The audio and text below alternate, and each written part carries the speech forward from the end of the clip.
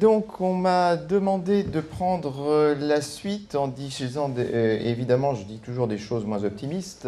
On a vu ce que l'insecte était capable de faire en diluant, etc. Je ne suis pas sûr que si on avait pris les mêmes insectes, qu'on les avait mis en Martinique avec des pollutions à la chlordécone, on n'aurait pas découvert une concentration dans la graisse de ces insectes et donc avec des facteurs multiplicatifs. Toujours est-il que l'on prenne les pesticides, les métaux lourds et autres, on sait les doser. Donc derrière, il est facile de réagir rapidement. Si on prend les pathogènes, eh bien, s'il y a un pépin, habituellement avec un agent infectieux, on voit les conséquences assez rapidement. Et d'ailleurs, c'est pour ça qu'on a mis en place les mécanismes de quarantaine. Il y a une exception à la règle à ce niveau-là, ce sont les prions. Vous avez entendu parler de la maladie de la vache folle. Alors, ça marche, voilà. Et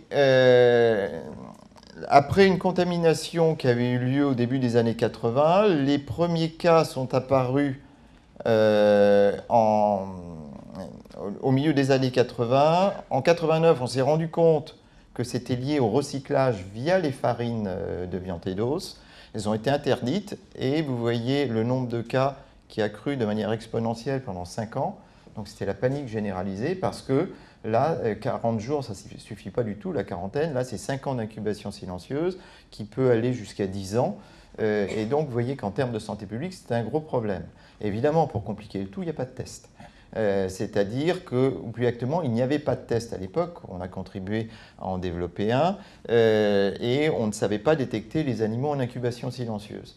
Donc dans ces cas-là, eh bien, c'est casque lourd et on interdit. Et le résultat, c'est que les marchés sont fermés. Le résultat, c'est que la crise, ou les crises, parce qu'il y en a eu plusieurs, en 2004, on estimait que ça avait coûté plus de 90 milliards d'euros à l'Union européenne, hein, ne serait-ce que par la fermeture des frontières. Et la problématique que vous avez, c'est que maintenant, le nombre de cas a chuté, et maintenant, on n'en détecte plus. Mais qu'est-ce qui nous dit qu'il n'en reste pas un ou deux qui échappent et à quel moment on peut relâcher la pression? Donc vous avez vu qu'il y a eu des réintroductions successives avec à chaque fois des gens qui disent « oui, mais est-ce qu'on ne prend pas des risques ?» Face à quelque chose que l'on ne voit pas, évidemment, les gens sont inquiets. À l'inverse, vous n'allez pas maintenir, s'il n'y a plus de cas du tout, pendant des décennies, des mesures qui coûtent extrêmement cher sur un produit qui, au niveau protéines animales, eh bien, c'est un concentré tout à fait extraordinaire. Hein. Donc, alors, vous allez me dire, oui, mais pourquoi est-ce que vous continuez à faire des farines animales? Pour une excellente raison, c'est qu'on ne mange pas tout dans la production de viande et qu'il y en a une grande partie qui finit en sous-produits animaux.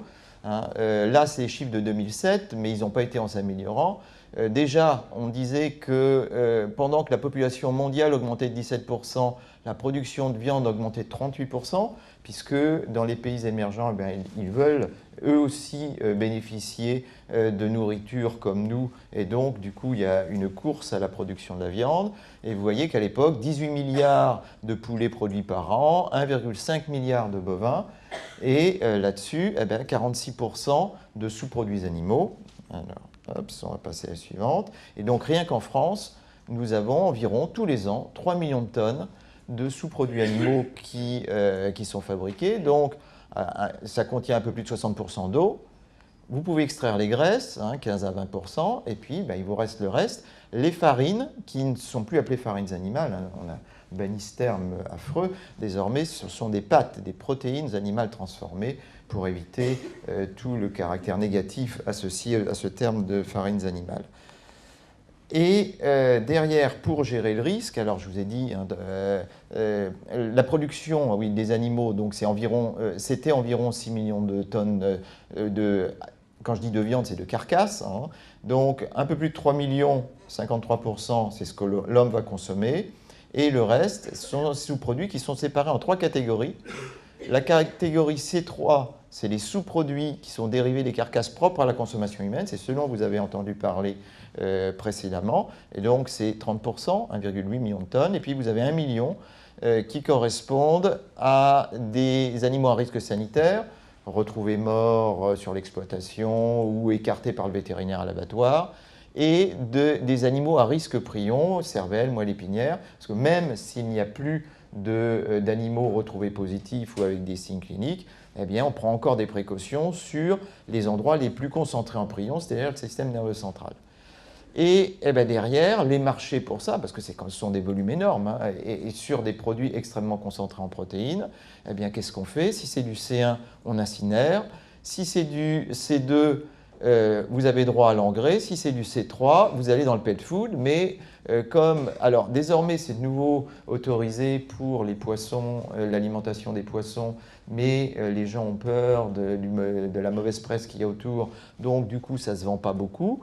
Enfin, si, vous pouvez exporter en Chine, qui eux n'ont pas les mêmes interdictions, mais en Europe, il continue à y avoir un problème. Donc du coup, en fonction des marchés, ben, ça retourne en engrais, voire en incinération, en fonction de la loi des marchés. Et donc, eh bien, l'idée, c'était de dire qu'est-ce qu'on peut proposer pour garantir qu'on aurait un procédé qui empêcherait que des prions ne recirculent. Parce que la problématique des prions, c'est qu'évidemment, quand ça contamine un animal, eh bien, à partir de quelques particules infectieuses, il va en faire plusieurs milliards, et s'il continue à être recyclé, vous pouvez réamorcer un cycle. Le problème, c'est que ça résiste à la chaleur, surtout à la chaleur sèche. Alors, le 134 degrés, hein, c'est grâce à ça qu'on a changé les autoclaves les températures d'autoclaves dans tous les hôpitaux de France et de Navarre. Mais même quand je vous dis ça, en fait, ce n'est pas parfait. Puis si jamais vous avez eu le malheur de laisser sécher avant, eh bien, ça résiste à l'autoclavage. Donc, vous voyez tous les problèmes. Ça résiste à quasiment tous les procédés chimiques. On vous a montré tout à l'heure, parmi les désinfectants, l'intérêt des aldéhydes. Sur les prions, surtout pas. Vous fixez les protéines, vous les rendez encore plus résistants. Donc, et au niveau des directives européennes, au début, eh bien, on a proposé toute une série de traitements qu'on pouvait utiliser, qui étaient efficaces, puisqu'ils décontaminaient à presque 2 log, plus de 1,7, ce qui, par rapport à ce qui se fait sur tous les autres pathogènes, ferait pleurer n'importe quel microbiologiste, puisque ailleurs, on réclame au moins 10 puissance 6, donc 1 million de réduction. Là, moins d'un facteur 100, vous voyez que c'était quand même un peu limité. Et puis, de manière à ce qu'avec tous ces volumes, tout ça puisse continuer à tourner, on a proposé enfin, c'est pas nous qui avons proposé ça, des équivalences avec du 121 degrés, en disant, bah oui, mais 134, c'est peut-être un peu chaud, ça coûte cher, donc eh ben, on va faire du 120 ou 121 degrés pendant plus longtemps. Hein, donc, on dit que ça fait une équivalence. Quand on a regardé, ça marche très mal. Attendez, ça a été trop vite. Et enfin, quand on regarde dans la littérature, ça c'était des publications en 2007, on se rendait compte que les souches qui avaient été utilisées pour faire ces évaluations étaient plus sensibles que les souches de prions responsables de l'ESB, et donc vous aviez de la survie en dépit des traitements officiels, y compris à 138 degrés. C'est quand même extrêmement désagréable. Et là, pour couronner le tout, vous dites, bon, 134, une fois, ça ne suffit pas, je vais faire 2 traitements. Ça marche moins bien que quand il n'y en a qu'un seul, hein, parce qu'il y a eu un effet de tannage. Donc, vous voyez toute la difficulté. Donc, face à toutes ces incertitudes, imaginez la position des pouvoirs publics.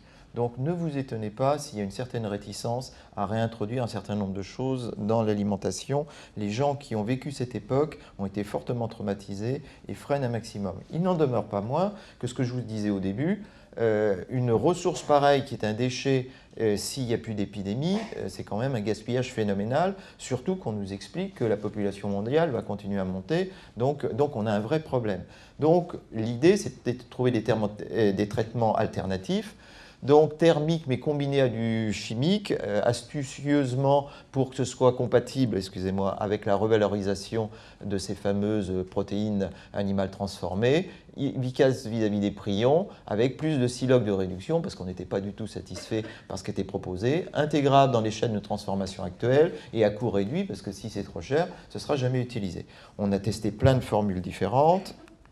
Et voilà un exemple de choses qu'on pouvait obtenir où on chauffait, là c'était à 100 plus 110, quand on était en eau, avec un premier tampon, avec un deuxième, rien qu'à l'aspect, vous vous rendez compte que ces boulettes de viande, c'est de la viande hachée qu'on avait achetée au supermarché, Charal pour ne pas le nommer.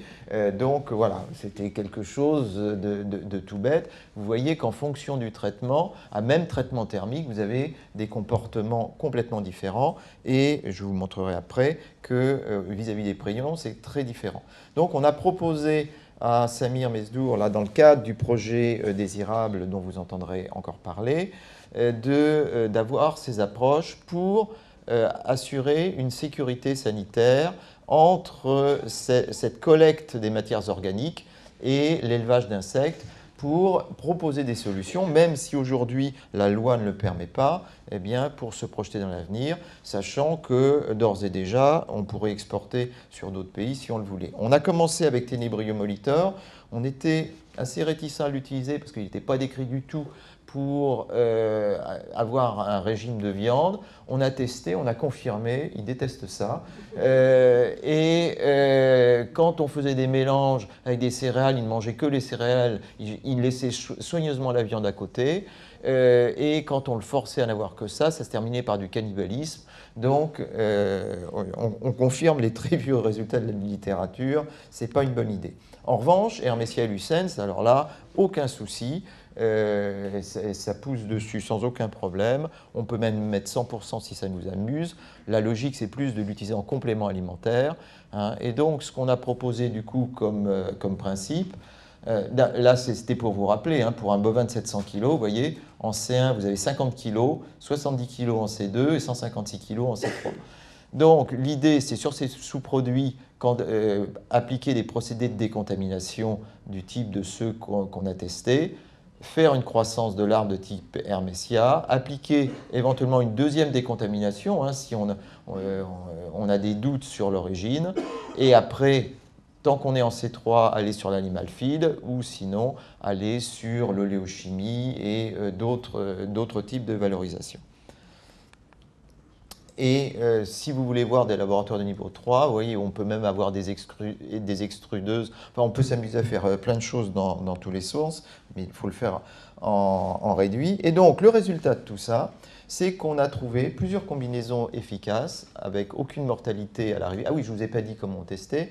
On injecte les produits finaux dans le cerveau d'animaux sensibles. Là, en l'occurrence, c'était des hamsters, ça aurait pu être des souris. Et on fait des dilutions de 10 en 10 avec une gamme. Et donc, ça permet de déterminer un titre infectieux. Donc, quand c'est très infectieux, eh bien, on tue tout le monde jusqu'à une dilution 1 milliard. Et puis, quand votre traitement est efficace, eh bien, vous arrêtez dès le début. Et donc là, c'est comme ça qu'on peut dire qu'on a plus de 6 logs de réduction des titres infectieux. Autrement dit, on est dans ce qui est demandé classiquement. On a vérifié qu'un second traitement avait un effet cumulatif. On s'est rendu compte que la supplémentation en protéines animales était très efficace pour la croissance des Hermesia. On s'est amusé à leur donner des substrats très pauvres en protéines sur lesquels les larves ne poussaient quasiment pas. Eh bien, en rajoutant des farines de viande, la croissance revenait au galop, donc c'est redoutablement efficace. Et donc, on a du coup développé une méthode de décontamination des déchets d'abattoir et fait la preuve de concept de son intérêt dans des nouveaux régimes alimentaires pour insectes. Et donc, le message, c'est sous réserve de maîtriser la sécurité sanitaire, les sous-produits animaux constituent donc un complément alimentaire particulièrement intéressant. Vous avez entendu parler de mix, de régime, etc. Et vu les volumes considérables qui sont produits tous les ans par définition du fait de l'élevage, eh bien, il y a une source de protéines à recycler phénoménale. Alors, ça, on vous l'a déjà dit, hein, c'est l'augmentation globale de la population. Comment faire? Là, je vous l'ai dit, les 3 millions de tonnes. En 2003, ce qui était une ressource, parce que c'était revendu, est devenu un déchet, ça coûtait rien qu'en France 423 millions d'euros. J'allais dire au gouvernement, ben non, à nous en l'occurrence, puisque c'est nos impôts. Donc vous voyez ce qui se passe quand une ressource devient un déchet, donc d'où l'intérêt de retourner en ressources.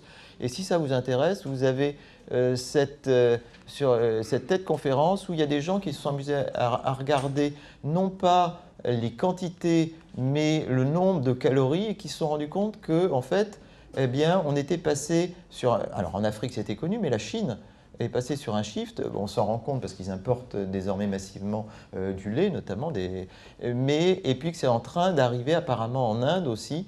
Et autrement dit, ce manque de protéines alimentaires pourrait survenir dès 2027 et non pas en 2050 comme annoncé précédemment. Voilà, je vous remercie pour votre attention. J'ai dû respecter à peu près le timing.